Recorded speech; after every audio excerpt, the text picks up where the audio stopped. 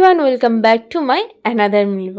দিনটা ছিল 3rd March, মানে রংদোলের দিন। সকাল সকাল ঘুম থেকে উঠেই চলে গেছিলাম ছাদে। আর সেদিন বেশ একটা বসন্তের হাওয়া দিচ্ছিল চারিদিকে, আর সারা ছাদে এই বোগেনভেলিয়ার গাছগুলো দেখতে জাস্ট অসাধারণ, প্রকৃতির সৌন্দর্যটাকে আরও বাড়িয়ে দিচ্ছিল। আর সেদিন যেহেতু গ্রহণও ছিল, তার আগে বাড়িতে গোপাল, বাড়ির সব ঠাকুরকে ভোগ দেওয়া হয়েছিল। সেখানেই কিছুটা মুহূর্ত তোমাদের সঙ্গে শেয়ার করলাম। গোপালজিদের কি সুন্দর মিষ্টি লাগছে না এই হলুদ কালারের পোশাকগুলো পরে।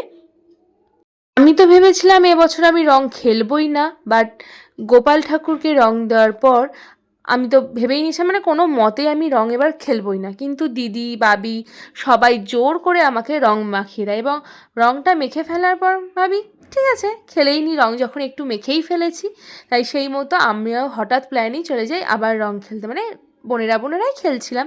আর জোর তো মজার কাণ্ড, একবার স্নান করে ফেলেছিল, রং খেলবে না বলে আবার স্নান করেছে। আর আমাদের এই পাকু অ্যানিবুড়ি, তার কোনো ভয় নেই, ও পিচকারিতে সবাইকে রং দেবে, এবং ওকে রং থেকে যখন তোলা হচ্ছে ও আরও রং খেলবে।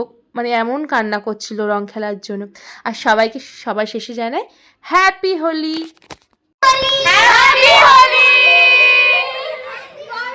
খাওয়া দাওয়া কমপ্লিট করতে করতেই তো গ্রহণ লেগে গেছিলো, তারপর আর কোনো ভিডিও নেওয়া হয়নি, ঘুমিয়ে পড়েছিলাম। আর রাতের ডিনারে ছিল খিচুড়ি, গরম গরম বেগুনি আর পাঁপড় ভাজা। এই ভিডিওটা এখানেই শেষ করছি। হয়তো মাঝখানে বেশ খানিক দিন আবার ভিডিও অফ থাকবে, সামনে এক্সাম। তো দেখা হবে নেক্সট কোনো একটা ভিডিওতে। ততক্ষণে তোমরা ভালো থেকো, সুস্থ থেকো।